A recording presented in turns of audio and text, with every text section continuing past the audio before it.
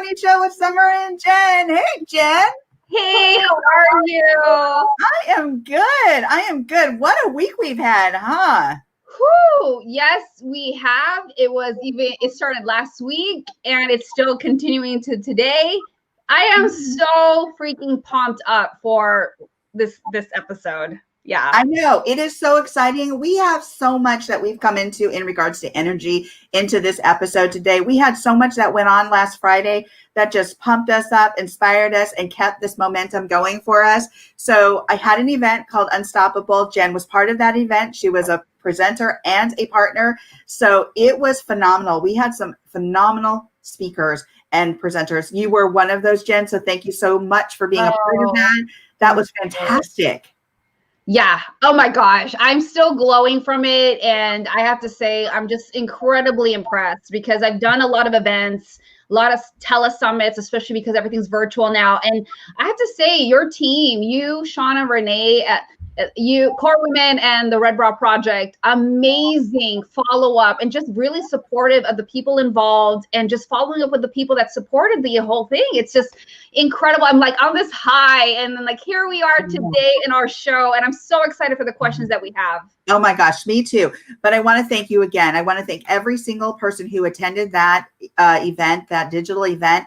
Thank you so much. All the presenters, thank you. All the partners, thank you. It was amazing. We had 13 partners. We had 4 presenters. We had an MC DJ, and it came off like amazingly. It was so fun. I have to say, that was the thing too. It was fun. It was fun. It was, and that's what we wanted. We really wanted to bring the energy. We wanted to pump you up. We wanted to pump up the situation, the event, and make it really high energy. And I think we achieved that goal. So, and we wanted you to walk away with holding on to something that was practical, that was strategic, that was financial, getting you ready for 2021. And I have to tell you, Jen, that your presentation helped people do that. It helped people think about their money and how they could become, create a relationship with their money to bring it into 2021 with some more thought and, some more strategy as to how they could like really look at their finances and really look at their mindset in relation to money. So thank you for that. Thank you for having me be a part of it. It was such an incredible experience. Thank you. Absolutely. So let's get to our first question. Yes. With your question, which is pretty cool. Okay, so it says, I am a pretty generous person and I love treating people to meals and buying gifts for others, but this is taking a huge toll on my ability to save money. How can I save, buy gifts, and keep my friends? Help. I don't know what to do. Yeah. Thank you for this question, whoever submitted it. One of the things we have to ask ourselves first is, do you really have friends that you are worried about that you're going to lose because you don't get them a gift? You got a lot on your plate. You got a lot of things going on. It's like, okay, you're trying to buy gifts, you're trying to save, and it's creating this ball of stress that's really unnecessary. And it's not the time of the year. It doesn't even matter that it's, the holidays. You really shouldn't be experiencing this at all, no matter what time of the year.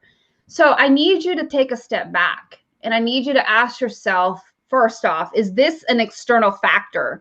Is it really that you worry that you have friends that you're going to lose because you don't get them a gift? Or is it that you might perhaps be imposing that stress upon yourself? Because you got to think about this. You are worrying about all these things at the detriment of being unable to save. I mean, your responsibilities are not getting taken care of.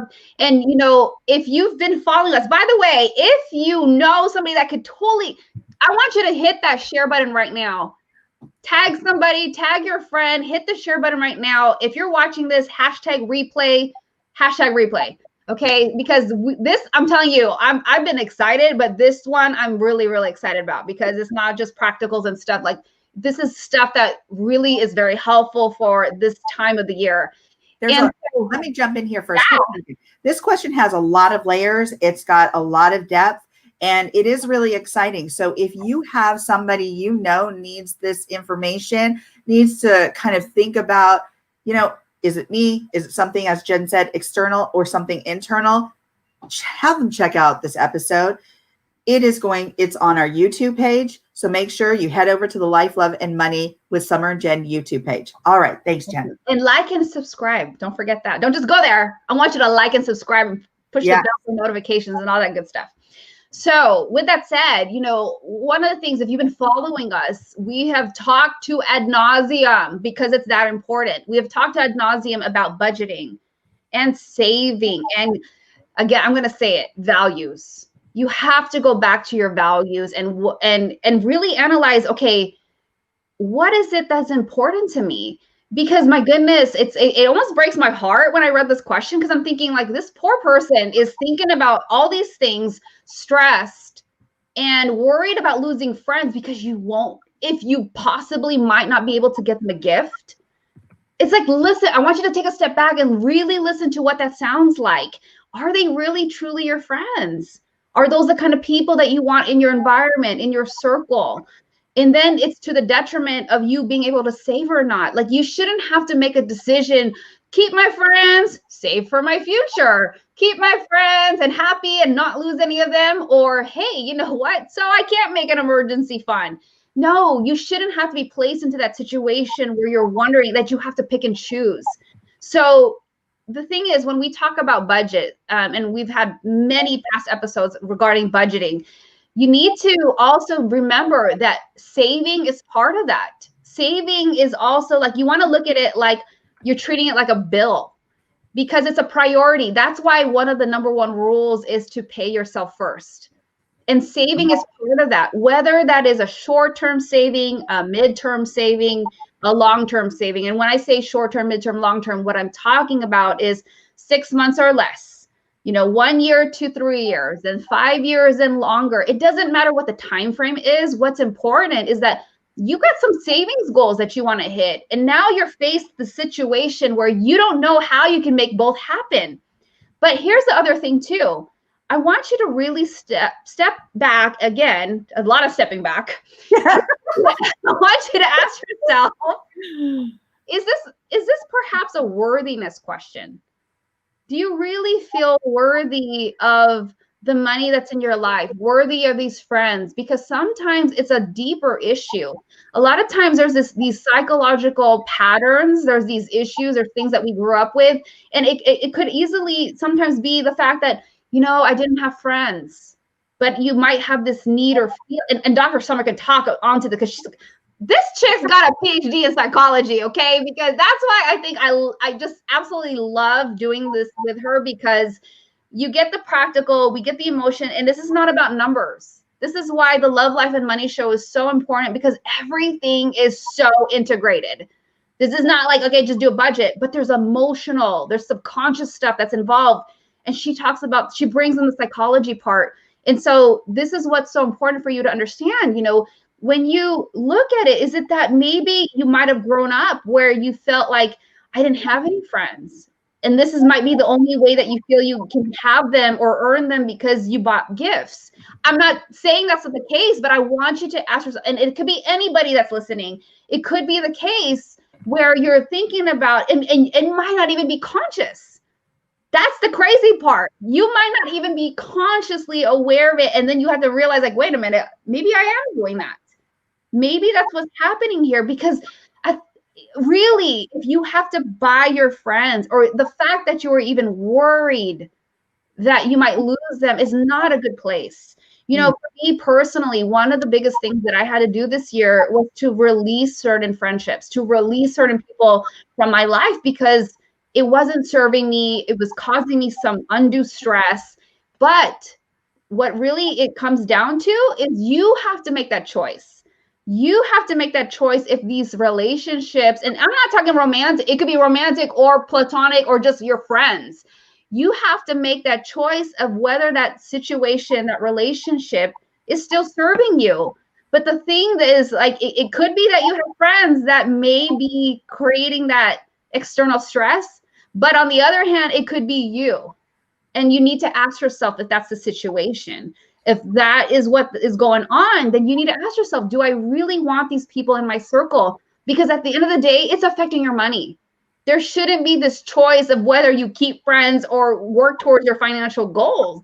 All of it's important, but it could come down to, like, you know what, this is no longer serving me. This is causing me stress. I don't want to live like this anymore. I want to live in abundance. I want to feel free. I want to feel like I'm enjoying life and not that I got to worry about all this stuff. Right. Oh, such great points, Jen. And it is true. You have to take a step back and think, is this something external or internal? Is this some kind of stressor that I'm placing on myself? Because at the end of the day, it's all a choice. It's a choice what you're allowing in your life. It's a choice about the decisions that you're making. It's a choice to save your money. It's a choice to give gifts. All of those are choices. And all of us have feelings about, how am I going to be perceived if I don't give a gift? How am I going to be perceived if I put myself first? Well, really, fill that cup. Fill that cup first. Then you've got more to give. You've got more to give. So it's all about planning.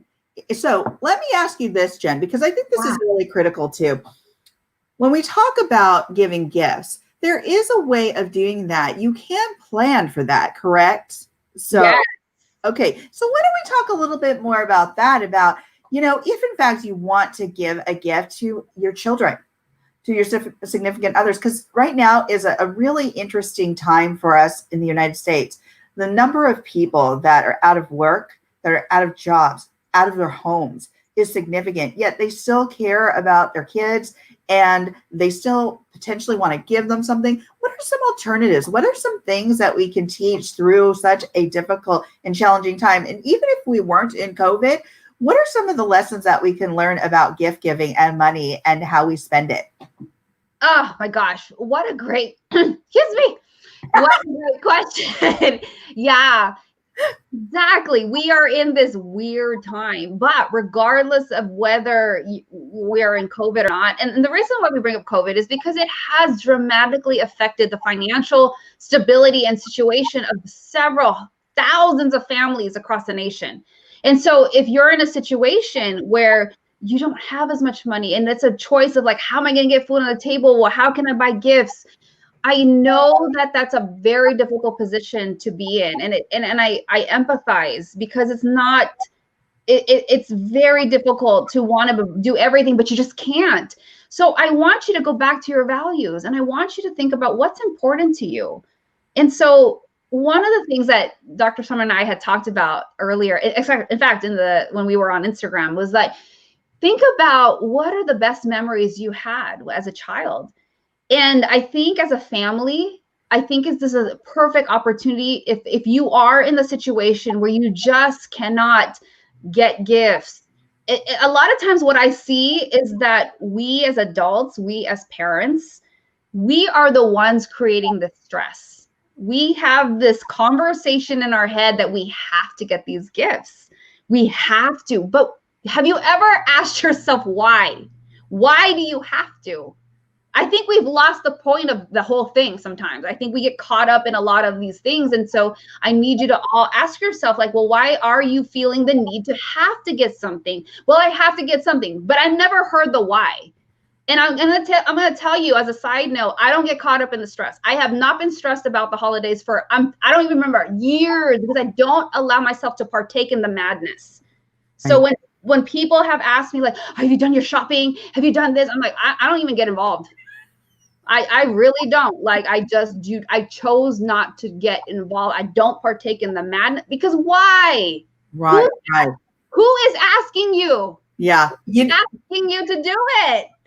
It's so funny, Jen, because there was one time, what do they call that? The Thursday, after Thanksgiving, the third. Oh, Black Friday?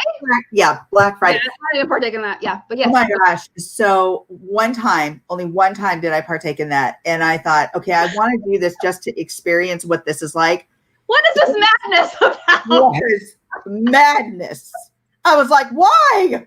Why do people do this? Oh my gosh. I can't do it. I can't. Women had handbags like all lined up on their arms, and I'm like, okay, we talked about last week, and here's something else. We talked about debt after the holidays.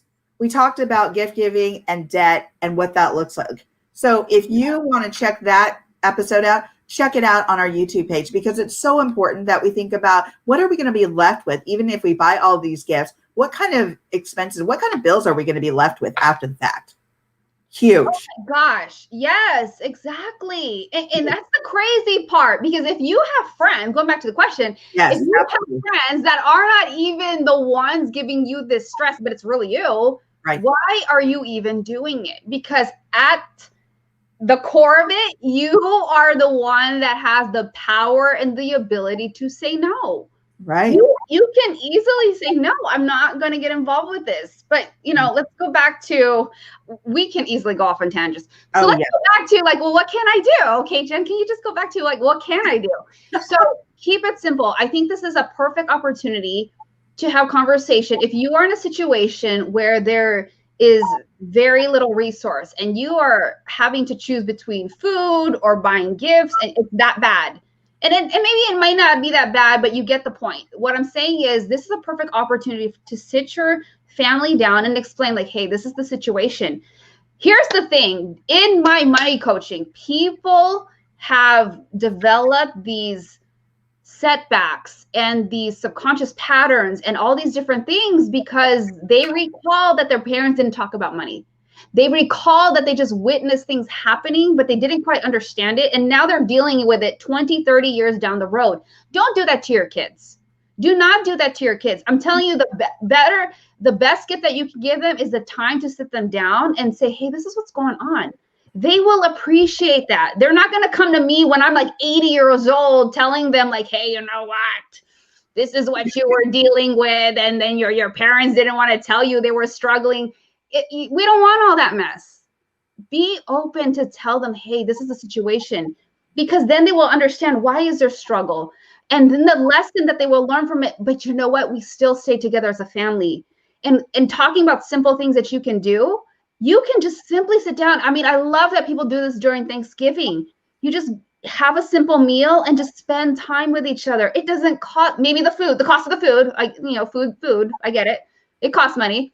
But having like this gratitude circle where you say to each family member, this is what I love about you. This is what I appreciate about you. I'm telling you, that is going to go so much further than the toy that you bought them on sale because you were able to scrounge up $10 that they're going to play for 20 minutes. Right. And they're done with it. They are going to remember those moments that you invested in them. You invested in developing and nurturing the relationship with them as children, as between child and parent. That's going to go so much further. I promise you, if you do that, that's free. It only requires the investment of your time. And so there are so many simple things you can do. Because at the end of the day, really, what is it going to be that you found $15 to just buy something to serve? Well, I just want, I want to be able to give some. Why? You're wasting money. Yeah. Be creative and keep it simple. And the gift of time and attention is priceless. Oh, absolutely. I love that. You talked about so many things here. You talked about communicating with your family, communicating even with your friends if you feel the need to, because again, it's about relationship. It's not about the material items. It's about you came into that relationship because something attracted you to your friend, to your partner, to your whatever. It's about the relationship.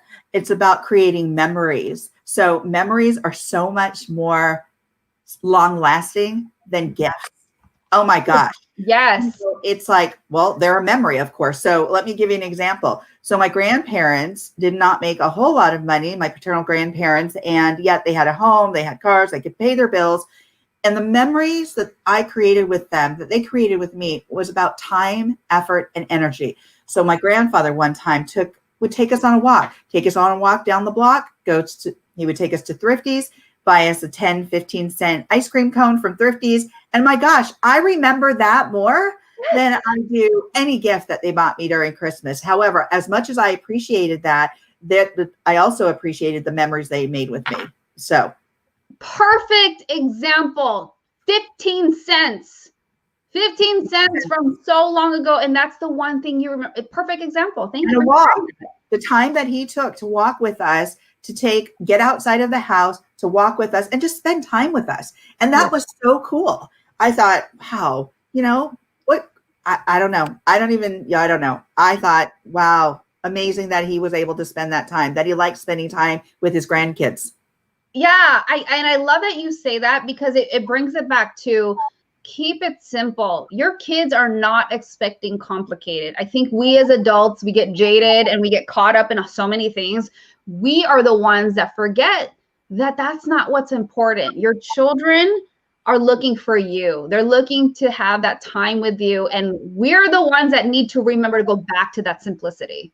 Absolutely. And even your friends, it's about spending time with each other. And although we're in COVID and, things have changed significantly, you can still get creative about how you can spend time with each other. Go and walk at a distance in a park, go and have a Zoom, celebration, go have a Zoom. If you're celebrating Christmas, if you're celebrating Hanukkah, if you're celebrating, Kwanzaa, whatever you're celebrating, you can get creative about how you can do that from a distance as well. And it's about the time and the memories that you're making. So let's move on to the second question, shall we? Uh-oh, it looks like I have potentially lost Jen. Oh, no, we're here. We're here. Okay, great. You want to move on to the second question? Are we ready? Yes. Okay, great. All right. So the second question is, my husband has a job that involves a lot of travel. Should I trust him when he is away so often? Okay, so we're going deep really fast from the get-go. So this is a trust question, but this is also a relationship issue. This is a job travel issue. And I'm going to address some of the basics here for a second, because I think this also establishes a foundation for nurturing. So I'm going to first pose some questions to you, the viewers. And I'm going to pose this. How do you define trust? How do you define trust in your relationships? How have you established trust in your relationship? Have you nurtured your relationship? How do you nurture your relationship? What can you do to support the relationship when you are apart? So, considering this question has to do with the job, it would appear that the travel is necessary. So the job and the travel together are necessary. So what I would suggest is some of the things to set the foundation to really make those folks, both your partner and the person at home, feel nurtured is set up some constructs of safety, emergency, understand your emergency contacts, make sure that your roadside assistance is up to date. Make sure that you know who to call if you've lost your key, if your neighbor, give a key to a neighbor. These are all things that you can do to help set up just your safety, just the nurturing of the relationship, just the understanding that each person is going to be okay as much as we can plan for when we're apart. So that is number one. These are the practical aspects of if somebody has to be away and they work and travel for their job, what are the preventative measures that you can put in place when your partner travels? Again, emergency contacts, a key to the neighbor, roadside assistance is up to date. The next factor is how do you both nurture the relationship when you are apart? How do you communicate or stay connected with each other? There are so many ways to be able to do that today. My gosh, way back in the day, it was a phone call. It was like you had to be near your phone. Today, that is not the case. You can FaceTime, you can Skype, you can DM, you can use WhatsApp, you can, just DM based on your contact list from your phone, voice and text messages. There are so many ways to feel connected. And there's some special gestures too. You can leave notes for each other. So for instance, if you're planning effectively and you want to make that person at home feel nurtured, or even the person that had to go away on their job, hide something in their suitcase. Say, hey, babe, you know what?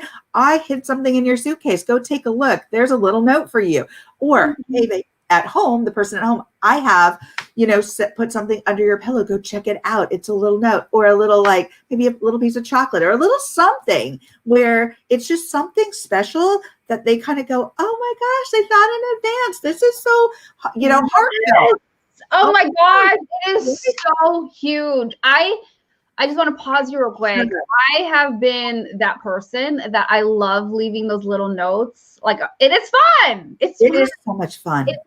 Because here's the thing. Once you're gone already and they find it, think about it. That person the person that traveled or whichever position you're in, they realize like, wow, they actually had to put thought into this and plan this. Yes. That goes so deep and far because you are showing so much effort that you did that. And there's so many good nuggets. Let me shut up and go ahead. You go ahead.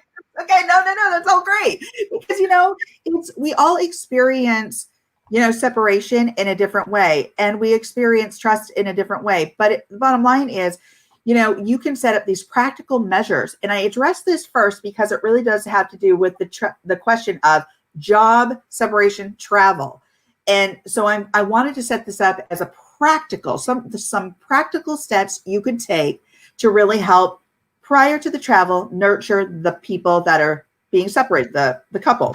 So get creative, leave the notes, make sure your emergency plan is in action. So always think about how you can get creative. Also, one thing about being creative and what you could potentially do is also send pictures.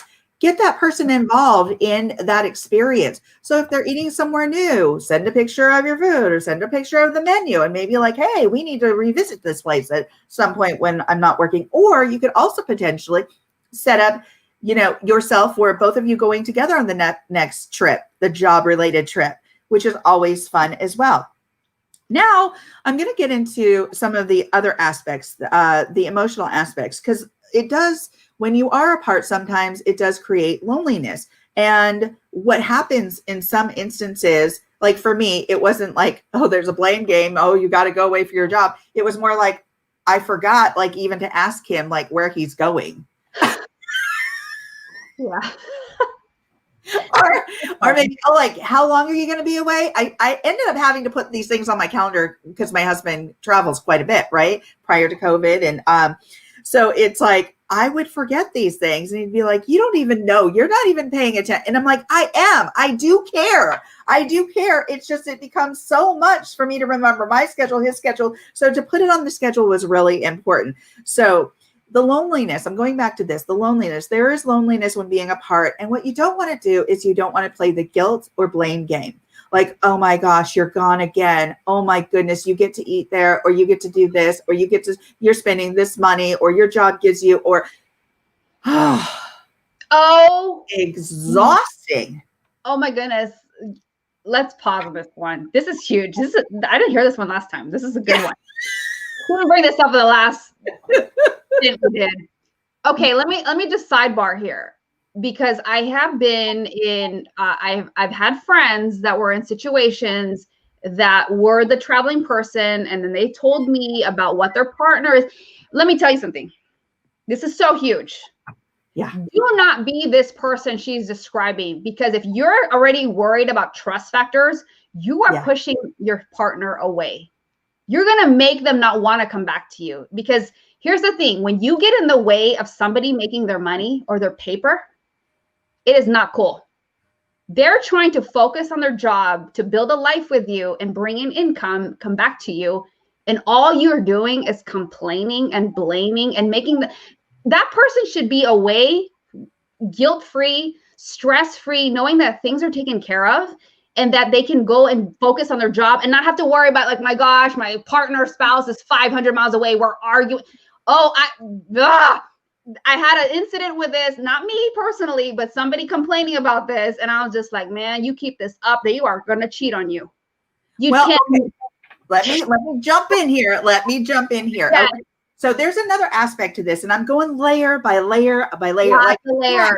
We're getting deep from the get-go here because I'm trying to set this up in practical. So we got practical stuff that we're talking about in regards to how we can nurture each other prior to the travel. Then we've got, okay, what we can do when we're gone.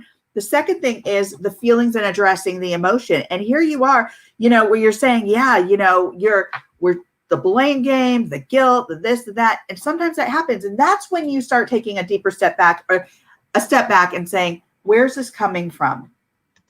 Why am I feeling this way?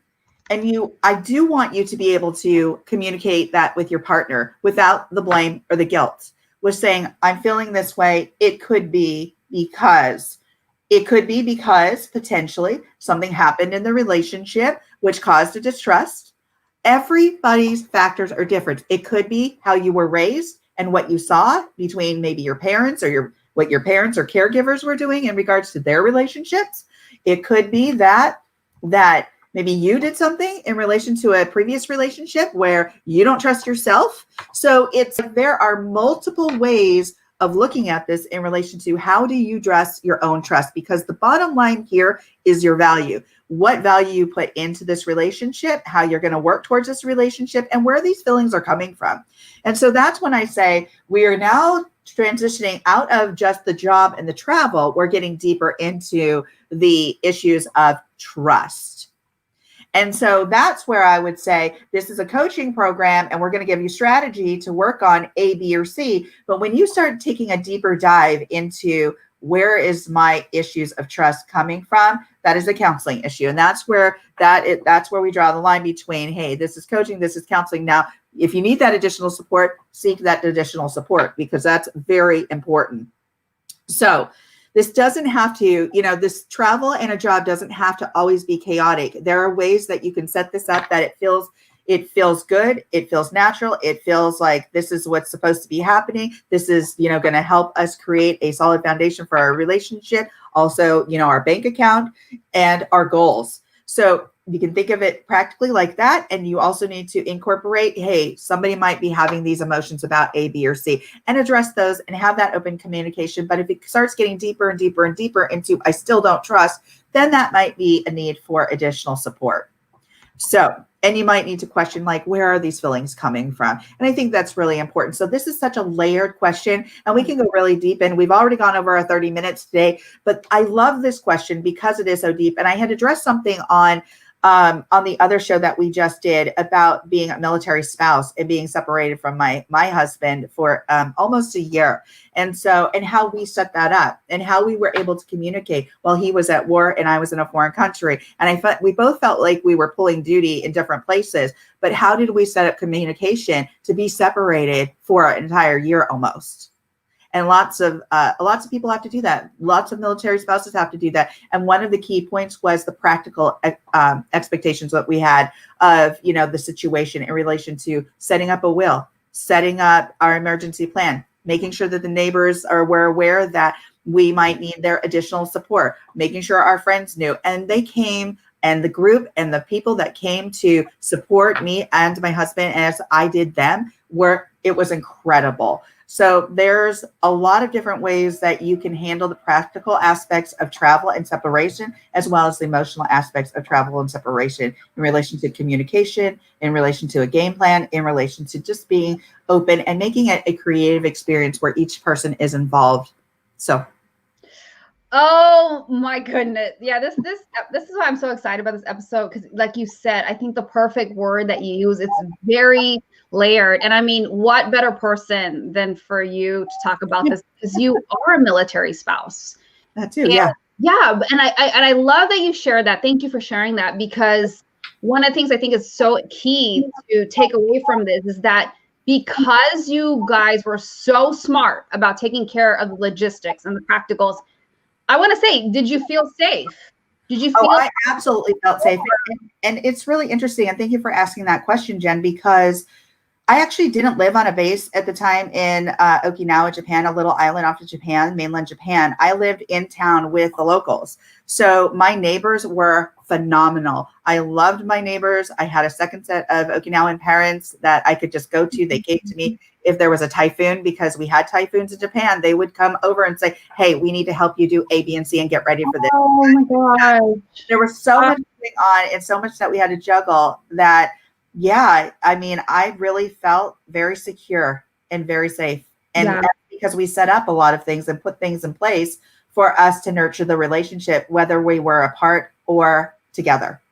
Yeah, which is a great segue for me to say this. You might think that a living trust and a will and emergency fund are not sexy, but it builds trust and it allows the other partner to feel safe and secure. And then Yes. you're not having this. I mean, look at them. Her husband travels a lot.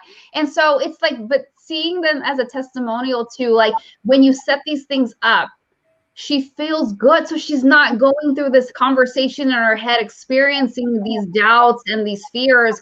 So this is why it's so important. This is what we talk about on the Life, Love, and Money show, is like, how do these real practical things, and what do they have to do with emotions and all this subconscious stuff in psychology? So I hope you guys got a lot out of that, because that was an amazing thing that you taught us. Oh, thank you so much. And now we are going to do our nugget of the day. Gosh, you did it. Let me play it.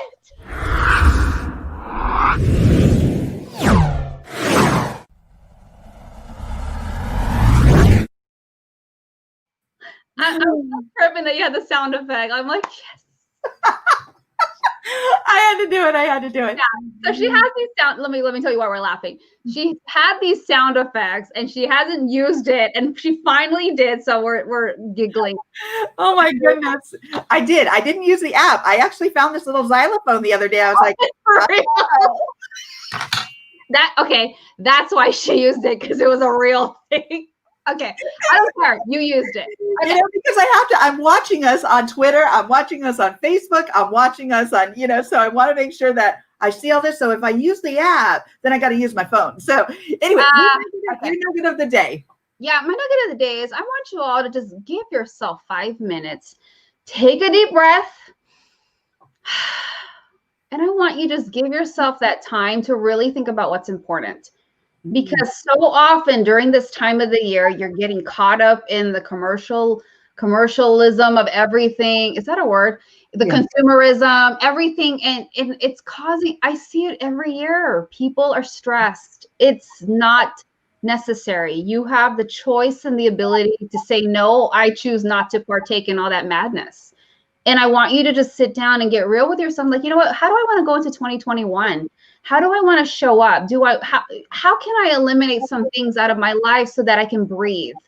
And I think it's important for you to do that, because so many of us don't do that. You know, I had to get really diligent about practicing this every day when I pray and meditate every morning. And I'm telling you, there's like an immense amount of stress that's just lifted because you're grounding yourself every single day. So I want you guys to give yourself that gift, to just breathe and ask yourself, do I really need to? Because it's not the external environment and factors that's causing it. Sometimes it's you imposing it on yourself. And so I want you to reflect on that. How about you? Thank you. Give back to community. I know Jen said take a breath, you know, take some time for yourself, but I'm saying give back to community. Find something you're passionate about and figure out a way that you can give back, such as mentorship, volunteerism. Do something to give back. It's so important that we raise community up during this time throughout the year. It's not just about the holiday season and the spirit that we have right now. Take that spirit and live with that spirit all around the year, just because it's so important to give back. And I really feel that that's something I value. I truly value and hold dear in my heart and in my soul, is that giving back is just so key. Raising community up and inspiring and empowering is just so important to me. Oh, I love it. I think that's really important. It really raises a different level of gratitude within you. You just get really centered, and you realize at that point when you're giving back that, oh my gosh, this is so much bigger than me. And it doesn't have to be a gift. It's time, effort, and energy. Time, effort, and energy. And let me tell you, time is valuable. Oh, yes. Yes. With that said, those are our nuggets, and we want to thank you. And by the way, let's tell them about next week and the following week, Jen. Absolutely. So because of the holiday, we know you're probably going to be busy with your family. Again, you heard what we talked about that. So we're going to be moving our show for the next 2 weeks to Wednesday, same time, 11 a.m. Pacific Standard Time, or I'm sorry, 11:45 on this platform, to or 2:45 Eastern, on moving it to Wednesday. So same time, just moving it to Wednesday, because then the next couple of weeks it's going to be falling on Christmas and Christmas Eve and New Year's Eve. So, yeah, I know y'all don't want to come in and listen to, unless you do. You're a true friend, diehard fans. We love you. We love you. Yeah. And remember, go to our YouTube page, subscribe, like, follow, and also DM us your questions. We want to answer your questions. So we got to run, folks. We are 41 minutes into this. This is a free coaching. DM us your coaching questions. DM the questions that you want us to answer, because we want to answer those questions for you. Are you ready to go, Jen? I am. So thank you, everyone, for joining us. Thank you. Thank you for watching the Life, Love, and Money Show with Summer and Jen. Dr. Summer Watson is the owner of the production and coaching company Core Women, LLC, is a doctor of psychology, has a depth of experience working in both for-profit and nonprofit in human services and mental health, is a professional coach, seminar host, documentary film producer, and an author. Jen Fontania is a former financial advisor and now a certified money coach, speaker, and has published 6 books. She has worked with organizations such as the Walt Disney Company, Warner Brothers, Target, Goodwill, and the U.S. Air Force. She loves working with women and helps them master their money and mindset to empower them to build the ultimate life without worrying about money. Join Summer and Jen every week as they go live on the Life, Love, and Money Show on Instagram, Facebook, Twitter, YouTube, and LinkedIn.